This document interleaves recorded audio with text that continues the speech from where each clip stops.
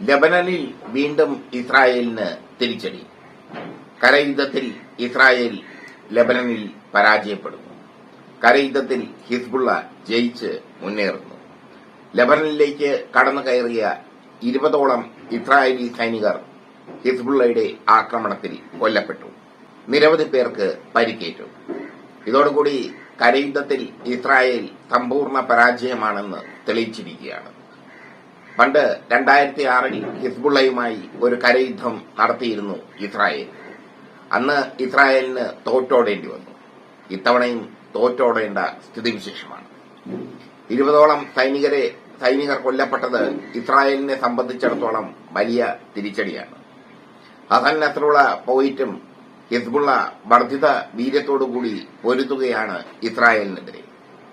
20ഓളം പേർ കൊല്ലപ്പെട്ടതായും നിരവധി പേർക്ക് പരിക്കേറ്റതായും ഇസ്രായേൽ സ്ഥിരീകരിച്ചു.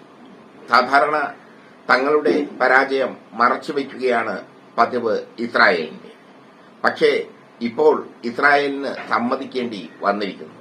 കാരണം മാധ്യമങ്ങൾ വളരെ ശ്രദ്ധാപൂർവമാണ് യുദ്ധം റിപ്പോർട്ട് ചെയ്യുന്നത്. അതുകൊണ്ട് തന്നെ ഒളിച്ചുവെക്കാൻ പറ്റില്ല. ഇറാന്റെ ആക്രമണത്തിൽ തങ്ങൾക്ക് യാതൊരു പ്രശ്നവും ഉണ്ടായില്ലെന്നൊക്കെ ഇസ്രായേൽ പറഞ്ഞെങ്കിലും പിന്നീട് ഇസ്രായേലിന് സംഭവിച്ച ഭീകരമായ നാശനഷ്ടങ്ങൾ പുറത്തായി.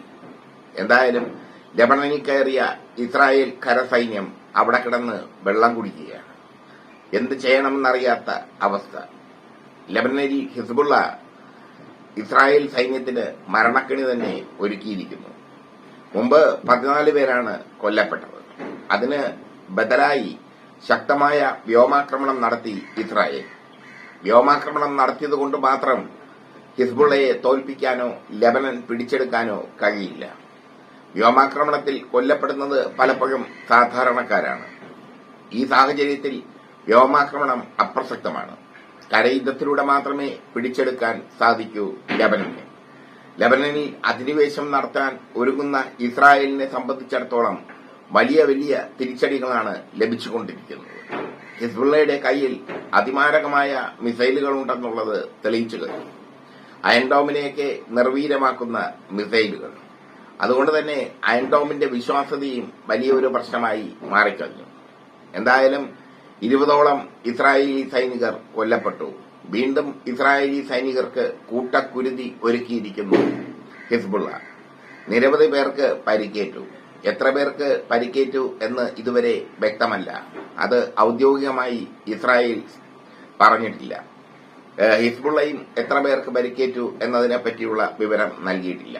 പക്ഷേ 20 സൈനികർ കൊല്ലപ്പെട്ടു എന്നുള്ളത് ഹിസ്ബുള്ള പറഞ്ഞു. ഇസ്രായേൽ അത് സ്ഥിരീകരിച്ചു. ഹിസ്ബുള്ളയുടെ ശക്തി കരയുദ്ധത്തിൽ ഇപ്പോൾ ഇസ്രായേൽ തിരിച്ചറിയുകയാണ്. അവരുടെ ആശയവിനിമയ സംവിധാനങ്ങൾ തകർക്കാനാണ് പേജർ ബാക്കി ടോക്കി സ്ഫോടനങ്ങൾ ഇസ്രായേൽ നടത്തിയത്. പക്ഷേ ആശയവിനിമയ സംവിധാനങ്ങൾ ഒന്നും തകർന്നിട്ടുമില്ല. ഹിസ്ബുള്ള ഒറ്റക്കെട്ടായി നിൽക്കുകയും ചെയ്യുന്നു.